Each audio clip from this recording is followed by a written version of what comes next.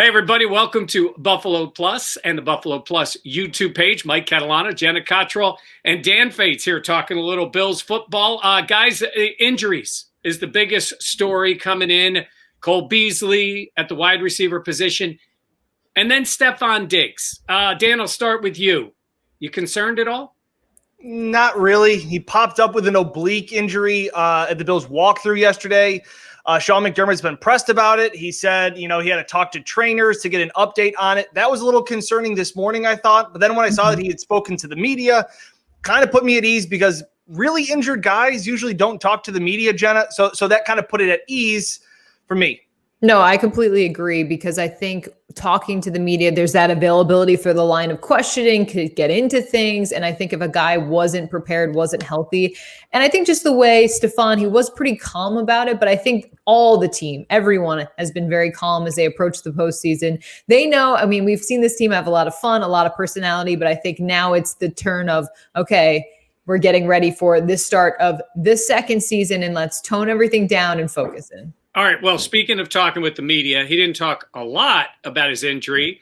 I think he tried to make a little joke at the beginning, but, just take a listen. I'm cool. No major issues. Don't believe everything you read. Well, it was on the official injury reports. We have to believe it. Yeah, I'm all right, though, big guy. Thanks for asking. Is it something that popped up like in practice, in the game, that's been lingering? Can you give us a little timeline? It's only been around for a little while, but I'm fine. I'll be all right. See?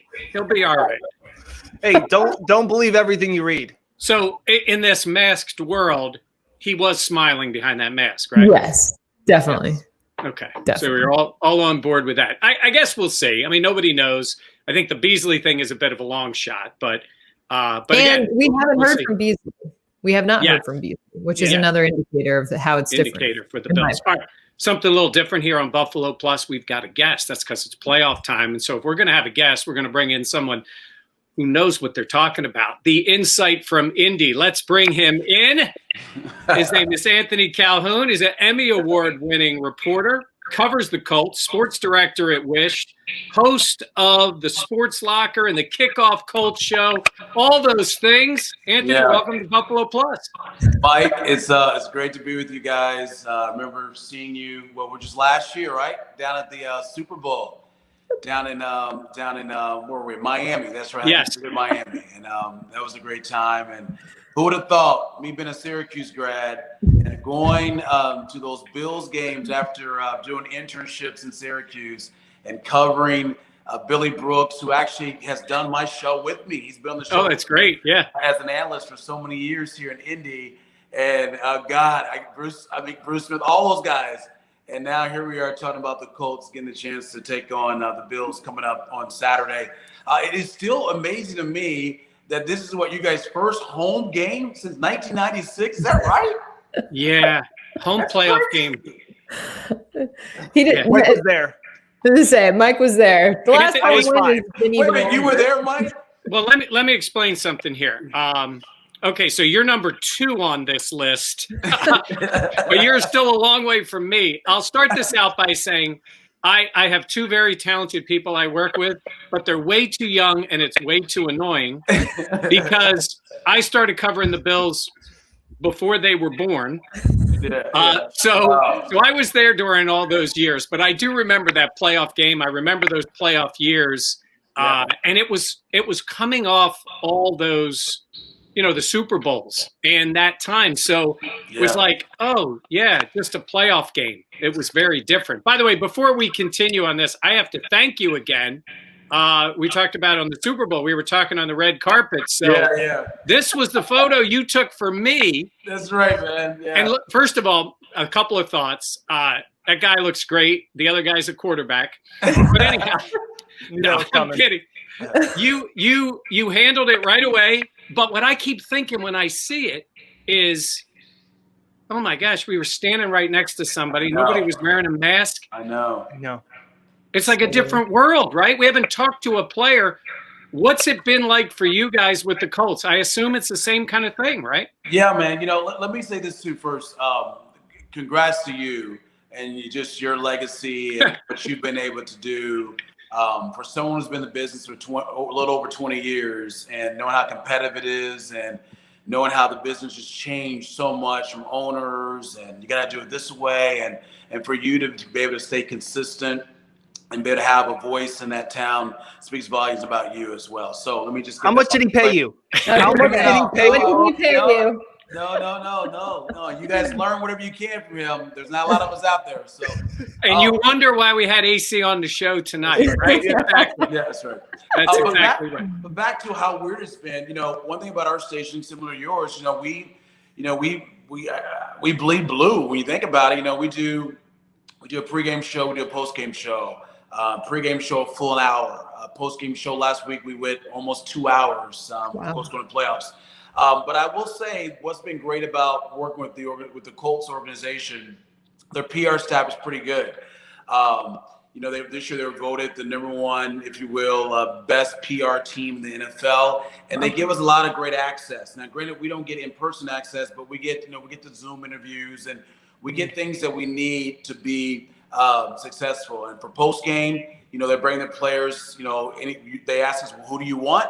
And about 90% of the time, we get everyone that people are requesting. So anywhere from 3 to 5 players after the game, then the coach, and of course Phillip Rivers. But it has been different. But I think one thing we know as especially sports reporters, we can handle anything. You know what I mean? We know we always think outside the box. Long as you can just give us some access, right? Give us a little bit of sound, we can make it work. But it's different. Like I'll share this with you guys. I think I'm the only media person in town. I'm pretty confident about this. The only media person in town that has met Phillip Rivers. Because I was doing an event and he was there with me. And I was the MC and he was the main speaker. And this is back in August. Back in July. And met him, talked to him. And I think to this day, the only reporter that has really been 2 feet away from this guy because of that. So it's odd, it's different. But I'm happy that we have it, because I can imagine, having one of the greatest weekends in sports coming up this weekend, not being able to talk about sports and the NFL, obviously. Definitely. I'm just curious, what is the perception as we get closer to this game of this Colts team as they prepare for Buffalo, and just what is the team saying about facing off against the Bills? Yeah. So, Coach Reich was a little bit of a Lou Holtz a couple of days yesterday. You guys know what he said. And I love Frank. He's awesome. And he is such a delight to cover. But they got that mentality. It was on Monday when he said it. How 11-5, they have not that they have nothing to lose, but they hey, they're the underdog. And I know your coach was talking about how they're going to be an underdog and they're 11-5 and they got a future Hall of Fame quarterback, right? But as far as the mentality from this team, I think they realized, look, they know how good Buffalo is. Matter of fact, probably the hottest team in the AFC, just 6 straight, and just your quarterback, I was impressed with your quarterback last year. When he was on the road and what he did in Houston. I mean, just his level of play and where he's at now, it's just, as we know, this game is all about quarterbacks. It really is. And I think this team the Colts feel good going into the game. But I know they know they're going to have their hands full. And this offense in particular is going to have to be able to score points. I mean, Phillip Rivers last week didn't even have close to 200 yards throwing the ball. That won't cut it against, Allen and your team. And so I think they know they're going to play efficient football. They cannot turn the ball over. Rivers cannot have interceptions because you guys are going to make them pay. And, it's interesting because last week, you're going up against Jacksonville, who has had the Colts number, believe it or not. They came in winners of 5 of the last 7 times against the Colts. That's a different animal you're dealing with the Bills because the turnovers that Rivers had and the mishaps that the team had, you guys are going to make them pay. So to answer your question, Jenna, it's a game they know that it's going to be very difficult to win. But I do believe they feel like if they can put everything together and be, turnover free and can have good play from the quarterback position, I think they feel like they have a good chance to win. It's interesting. You talked about Rivers. That's kind of what I want to ask you about. We've heard a lot about Sean McDermott's had really high praise for him. Has talked about how he's a Hall of Fame caliber quarterback. But what does he have left? I guess I haven't watched all of his games. I've seen him more of the dadgummit when he was with the Chargers. Like, what does he have left? Because I feel like he's kind of the wild card in this game. That if he goes off, that's going to sink the Bills. Mike, I know why you hired Dan now, man. And Jen, they know their football, right? So look, you've been doing your homework because he is the wild card. I mean, it's like a lot of quarterbacks. So when you think about the quarterback, you got good quarterback play, you're probably going to win a lot of these games, right? Mm-hmm. But with Phillip, it's interesting because after they beat the Packers, beat the Packers. How about that? After they beat the Packers, he was on this streak where, he was averaging close to 300 yards passing the game, zero interceptions.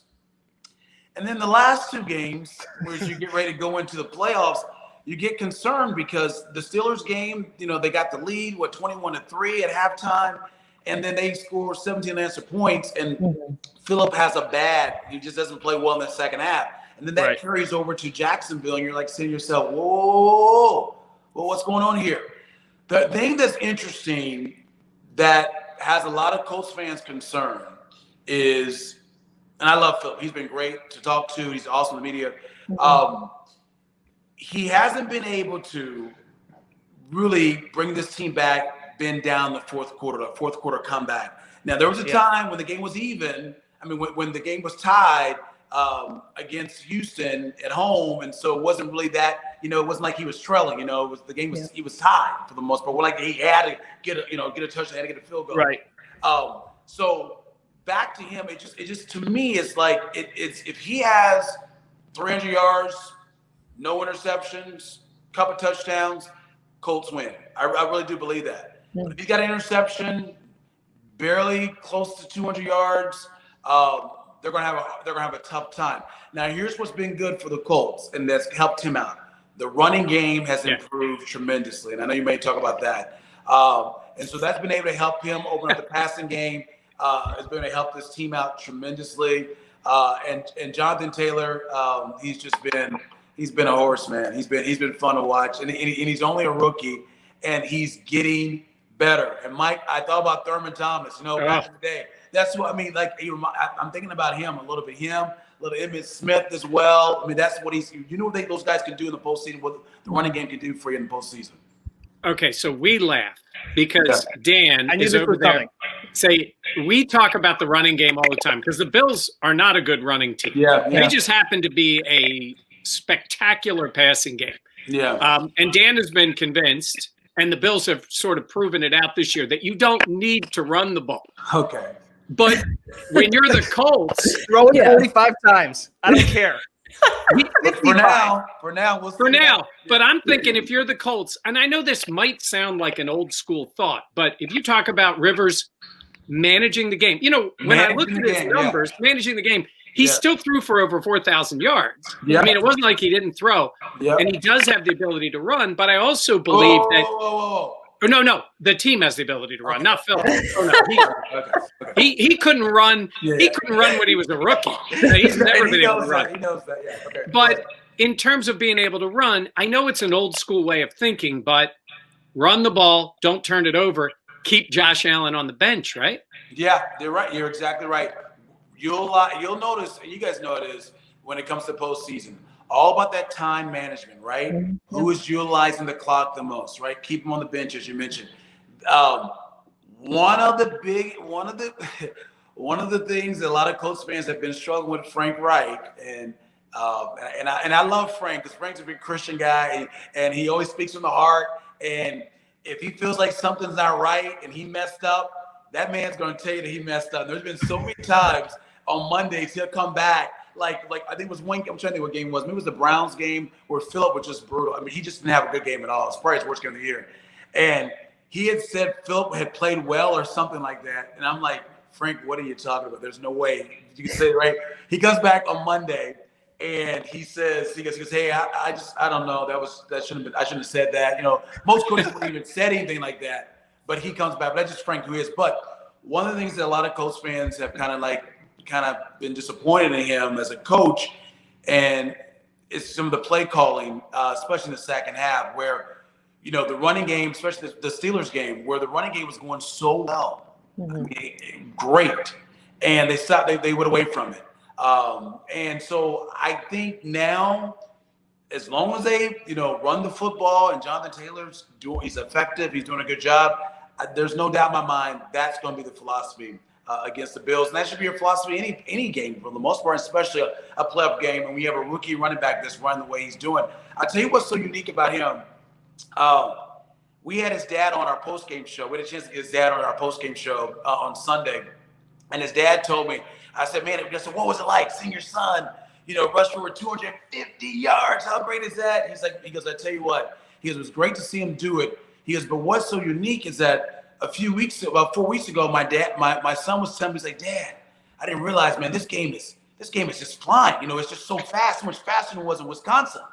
He goes, but a couple weeks ago, he's saying, Dad, the game's slowing down to me. It's slowing down. And so that's how I feel watching him. You watch, you'll see, you're like, this guy's supposed to be getting tired. I mean, he's a rookie, and he has improved. I mean, they kind of benched him like mid-season, and I think that really grabbed his attention. And now, I mean, the guy is running like crazy. Saw 253. I don't care if you're playing against, I mean, who? I don't know. I mean, 253 yards against anybody is no joke. So I didn't want to hurt you and Jenna's feelings, but I was going to say it could be against Syracuse's defense. Oh, yeah. You're Syracuse grad? I am. Yeah. I knew there was something unique about you. The one narrative that keeps coming out is the Colts are underdogs, no pressure on them. Yeah. I'm buying that. I think the pressure is very limited or to none on the Colts, other than it's a playoff game and everybody's got some. And the Bills are now the darlings now, right? Everybody's picking them. And they have never won a playoff game with this group. I know it's only been 2 times with McDermott and only once with Josh Allen. But can the Colts play into that? And you've been around this game a long time. Like sometimes that can help a team. Yeah. Well, I think one that's going to have effect on, I mean, I know they've been playing that throughout the year and they've had fans, but come on. Your stadium with a lot of fans, Colts coming there, that's a big deal. You know what I mean? That would be a big deal. What do you guys got? What, 6,000 they're letting in this week? Yeah. Yeah. I think the Colts do feel like they have, I'd say nothing to lose, but they are the underdog. And I think they're going to be relaxed. I think they're going to be calm and cool. But let's think about this too, man. The Colts have good players. I mean, they have big time players on their team. We were going through like the list of like the awards they won. Like just today, Darius Leonard, who's on my show with me on Sunday nights. I mean, he just was named the Defensive Player of the Week. I mean, they had Kenny Moore. He's won it before. Their special teams have been great. I mean, Chris Ballard, the general manager of this team, has done a tremendous job setting this team up for success. Period. And I knew during the offseason when, a lot of folks in the media laughed at me because I predicted that Phillip Rivers was coming because I felt like it didn't matter what quarterback was out there to have a line like they have outside losing now, you're going to be successful, right? So when you look at who the Colts have played and their losses, I mean, Jacksonville early in the year, I mean, stuff happens, but I mean, they haven't really had they lost to the Browns. They lost to the Steelers, who they were up by 17. They lost to the Ravens, who may be one of the hottest teams as well. So the teams they've lost to are teams that are pretty much in the playoffs outside that Jacksonville. This team is good. They're going to play the underdog role, and I do believe the pressure is on Allen and on you guys because you've had one heck of a season, and people are talking about the Bills going to the Super Bowl. How about that? Yeah, it is something. It is something in that way. But go ahead, Dan. Oh, I was just wondering, I'm looking at some of the kind of trying to understand this offense, especially when we're covering so much of one team, you don't really grasp the full minutia of another team. And I'm looking at a screenshot. I know I tweeted something. The Colts against Tennessee in November had back-to-back drives. One was 15 plays where they turned it over on downs and went 7.5 minutes. Their next drive was 13 plays, 51 yards, and they came away with a field goal. I think that the way that the Colts want to play, different than the Bills. Like the Bills are all gas, no break. I feel like that's when they're playing their best, not trying to be conservative. But I look at the Colts, are they a team kind of like when the Patriots were really good with Brady. Like it was death by 1,000 paper cuts. Like it was dink dunk, 4-yard run, 4-yard run, 2-yard completion, first down, move the chain. Like, is that the kind of offense that we're going to see against the Bills? Yeah, good question. I think they will. But go back to the Tennessee game. So here's something to think about too. Talking about being the underdog role, but having a really good team. So they had 6 starters out against Tennessee. 6. And I'm not. Listen, I've been covering for a long time. I'm not here. Hey, yes, like you guys are. You want the Bills to win because you cover them. Like, I love the Colts to win cover, but you still got to call it like it is, right? But I think that would have been a different story if they had 6.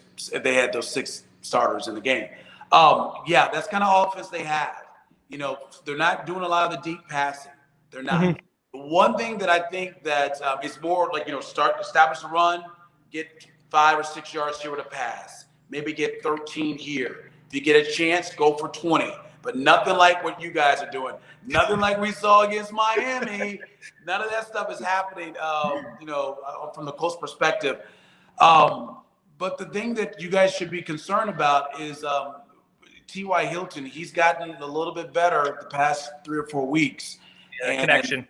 And I think one thing that we have noticed to see that Phillip is starting to feel a little bit more confident going more than 20 yards for the pass. And so that can come out at sometimes. But the main philosophy, though, on Saturday, give the ball to the rookie and let the rookie do what he needs to do. Phillip, as Mike said, manage the game. He manages the game and don't force passes. Then they're going to be okay. They're going to be in this game.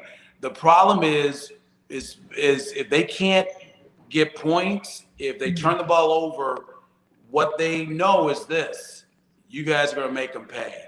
You're bound. You're scoring points, and so it kind of goes back to that Packers game where Phillip Rivers had to be pretty good because he knew Aaron Rodgers was coming back. He knew that was going to be the case.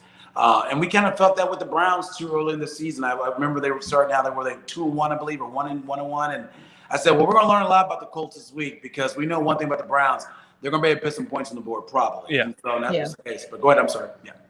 No, I mean, I think we talk so much about how great Mike, Dan, and I talk about how strong this Bills offense has been and how they've been able to put up so many points. But you mentioned earlier, like Darius Leonard and also the defensive coordinator there. Like, I feel like when I look at the Colts from the outside, I see a strong running game and a defense that helps keep them in games. Yeah. How important, how are they going to be able to slow down Allen and company? Because we know it's a tall task, but we also know that this defense can rise to that occasion. Yeah, good point. So today, Darius, he was asked about Allen. He was like, they're like, what do you think about him? He's like, he's got a cannon, man. He's got a cannon arm is what he said, basically. And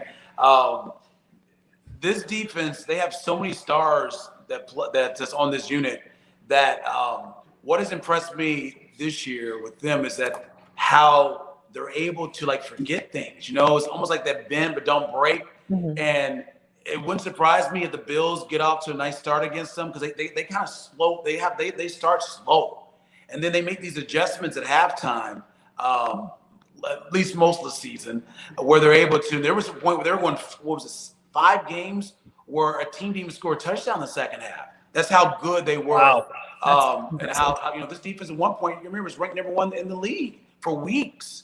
And now I think they're down to 7th. I mean, they dropped to 7th, but it's a very good defense. They know how to get to the quarterback. I mean, DeForest Buckner, he'll be all pro. He didn't make the Pro Bowl, but he'll be all pro. And, you got someone like him who's just been just a monster. You got Justin Houston, from KC, who's been very effective. He's had a lot of sacks this year as well. I think he's had about 7 sacks along with Buckner as well. So they have guys who can get to the quarterback. And so the defense has held his own. The defense has kept this team in the game. But as I said before, the defense can do what it can do, but eventually Allen's going to find his way at times. And so the offense for the Colts, they're going to have to put points on the board. They're just going to have to.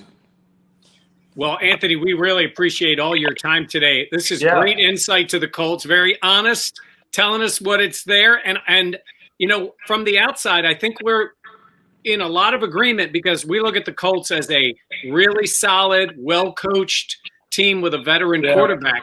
If they can play that game, while the Bills have been really hot, This is the playoffs. Yes, This could be a right. whole different thing.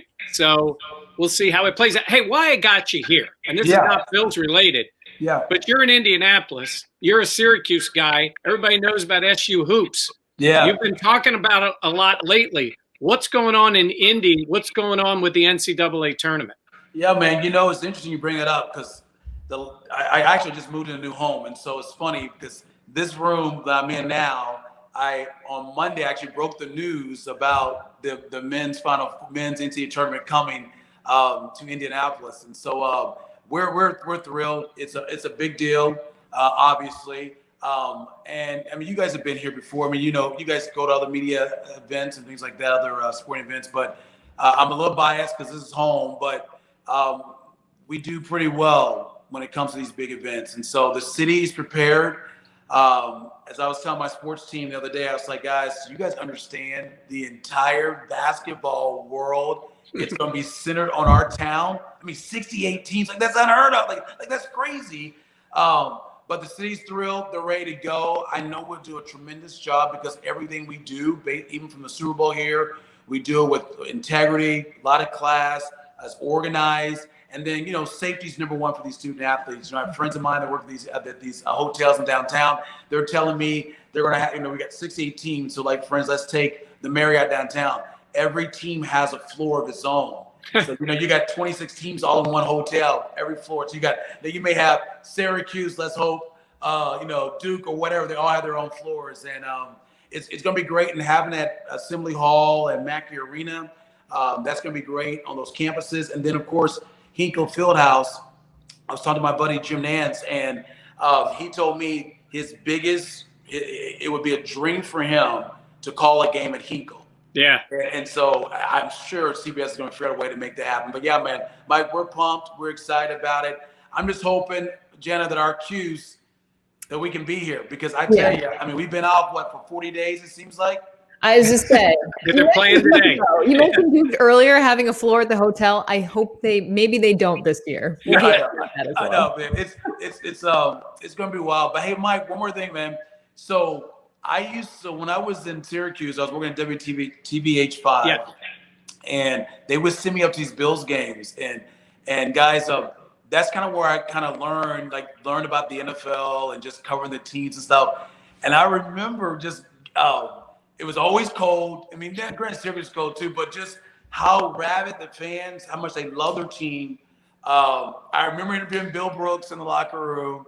I remember being this young reporter, nervous as heck, going to Smith and talking to him, and just me becoming a journalist in the business. I learned so much being associated with the Bills because, you know, we had the opportunity to cover them, and, you know, that franchise has just had, you know, it's obviously, it's, you know, it's legendary when you think about it. And I don't know, there's just some great memories for me personally as a journalist, just those times I made up to Rich Stadium. Is it still called Rich Stadium? I should know it. Now it's Bills Stadium. Yeah. Until they get a new sponsor. So then a new sponsor's coming. Okay, right. But it's back to being Bills Stadium. Okay. Awesome. All right. So that's part of why we wanted to have you on here. One, you've been doing this a long time at a great level in a place that's got a lot of similarities to Buffalo in terms of size and the way they embrace their sports. And we knew you had the SU connection, and we really appreciate your time today.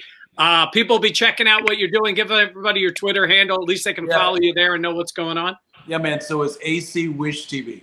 Real simple. AC Wish TV. Yep. There it is. And, great. Yeah. No, I was just going to say, hopefully I'll see you guys. Well, we'll be maybe for I don't know about the tournament, what we're allowed to do. And we come in for the combine. We'll find you at the combine. Jenna eats all the steak and shrimp at That's not a lie. Jen, I think I can get you in St. Elmo. How about that? There we go. Right, sounds good to me. Yeah, we'll she'll take care of it. That's the only reason. What's going on with Dan? Why are y'all leaving Dan at home all the time? What's the deal? Dan will be I'm there. just hunkered down. I'm just hunkered down in the man cave. That's all. That's what it is. I got the 5-month-old upstairs sleeping. That's why. Wait a minute. Hey, are you guys real quick? Are you guys from the Buffalo area, New York area? Where are you guys from? Where y'all? I'm from Rochester. Okay. I'm from upstate New York, but more east. Yeah. I love it. And I'm from Jersey, but I've been here so long I might as well be from Rochester. That's right. You're from Rochester. Yes, that's right. Rochester. All right, great. Anthony Calhoun, thanks very much. Enjoy the game this weekend, and hopefully we check back with you again soon. Okay, good luck to y'all. Bye-bye. All right. That was great. Great insight. It was interesting. We brought up that story about the and I showed the picture only because Jenna knows we were on the red carpet, and it feels like 1,000 years ago now. It really packed place. And we're trying to get Josh to come over because there's so many people who want it. Imagine what it would be like this year with Josh Allen, because he was known, but he wasn't a star. Yeah. So well, anyhow, it's funny because when guys are coming down the red carpet, it's literally wall-to-wall reporters. Yeah. But like some guys barely get 2 people in because everyone wants an interview. Josh last year, he did probably 4 or 5 interviews before he came to us, and he saw us and was like, "Oh, we know you." Guys.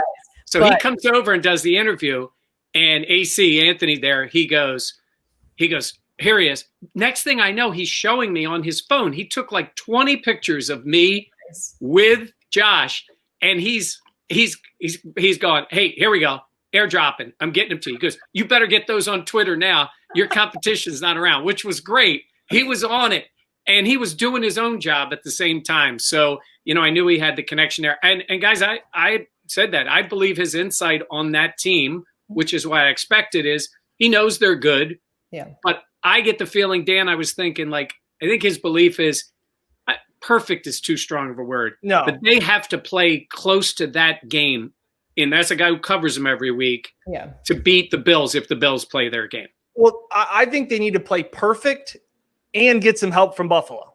I think you need to see a little bit of reckless Josh. I think you need to see Houston Josh from last year. And that's what we haven't seen. And that's what Josh said he learned most from the Houston game was understanding the situation and not forcing things. So I think they're going to need a couple turnovers. And that defense is good enough to do it. They're going to need to force a fumble, come up with a strip sack, and have Josh give that offense a short field. But if they score the way they do, and even if they play the field position game, I think they'll take their chances with having Indy to have to go 13, 14, 15 plays to try and score. And Jenna, I think that can be created. When Dan says, the Bills making turnovers and making mistakes, I think that can come from maybe a little impatience. If the Colts play smart, and it's that kind of game, which we really haven't seen in a Bills game in a while. I mean, we saw it in that Chiefs game where it was like they just never got going. And that's the Chiefs. But rarely this year. The New England game, even the Chargers to some extent, those games where it was like it wasn't going great and then they made some mistakes. We haven't seen that kind of game in a while. Yeah. But if you get in those circumstances and it's for some reason 17-14 in the third quarter, I tell you what, the Colts would take 17-14 either way in the third quarter right at this moment and take their chance. Absolutely. I think if the Colts defense only gives up 26 points, that's almost like a win for them, considering how well the Bills have been playing. But I will say this. I think we talked to Jerry Hughes today after practice because I wanted to ask him about that. We saw last year, Josh had the hero ball, especially in that game against Houston. I asked Jerry, how much more mature is this team this year? Yeah. And he even said, just when the defense when the offense does have a turnover or something like that happens, the defense isn't like, oh, okay, here we go. It's all right, let's go. We got this. And the confidence that comes with that, I think that's huge. But the biggest thing I think for the Colts to me is they're playing loose. They don't have the pressure. And I think having that and being the underdog it might be cliche, but I think that is such a huge motivator for so many guys. Really do. He's shaking his head like you said it's the running game. I would say the guy who has the pressure is Rivers. Correct. Because this may be his last game. Yeah. Not only that, Mike, I looked at it and you said, I think during the podcast, and you said it was the cliche we talked about running the ball, where you said the Bills' best defense is their offense. The Bills' offense is so good, and it has been so good this entire year. It hasn't just been a blip on the radar. This is one of the top offenses in the entire league with the Kansas City Chiefs. That puts so much pressure on Phillip Rivers and this offense that you can't score 17 points and win. The winner of this game will not have 17 points. You're going to need to score mid-20s. But I will say this. I think all pretty optimistic about Diggs playing. I don't think that way about Beasley. We'll find out as the week goes on. But if Beasley's out and Diggs is not Diggs, you become, especially for a good defense, you become certainly much easier to defend. And John Brown's really good, and all those guys, they're all really good. And the Bills could still score and win. Yeah. But you look at it and you go, man, pick your poison here when they're healthy and they're going. I remember last year, I didn't think Beasley was healthy in that Houston game. And, I had heard some things that he wasn't, and he played, and he never looked that sharp. I mean, they were throwing the ball to your guy. Pat DeMarco, double covered. Your wide receiver. Oh, Duke? Duke. So think about that. They were going to Duke a lot. I mean, they had John Brown threw a touchdown pass in that game. But that's what's different is if Cole Beasley's not feeling great, there's not Duke Williams on the field. No, but if Beasley's out and Diggs is not Diggs. But Diggs, okay, question. Diggs not being Diggs. How much teams find that out right away. No, I agree. They will play defense to find out. Now again, he said, what did he say? I'm fine. He's probably fine. Thanks for asking. I think he'll be fine. Thanks for asking. But what I'm saying is these are the small little things that all of a sudden can change things in a game. Mm-hmm. And if you're the Colts, maybe that keeps them in the game. Look, we're going to pick the game. We can pick it whenever we want. I'm picking the Bills to win big. I think they're winning. I think they're the better team, and I think they're going to do it. But it is the playoffs. So that is, and all these steps they've taken this year, that's the next step for these guys. Yeah. And we've seen them take the next step throughout this season. Yep. And they have. Now the next step would be becoming a good running team. Bye, guys.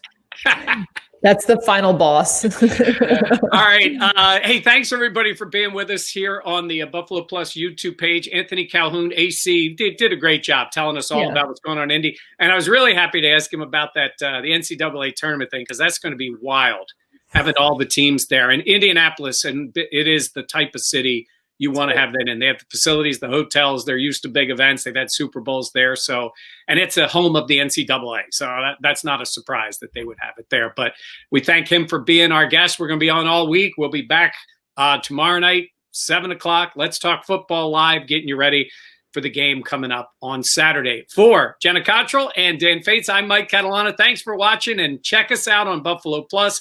Make sure you subscribe, like, and comment, and we will be back tomorrow.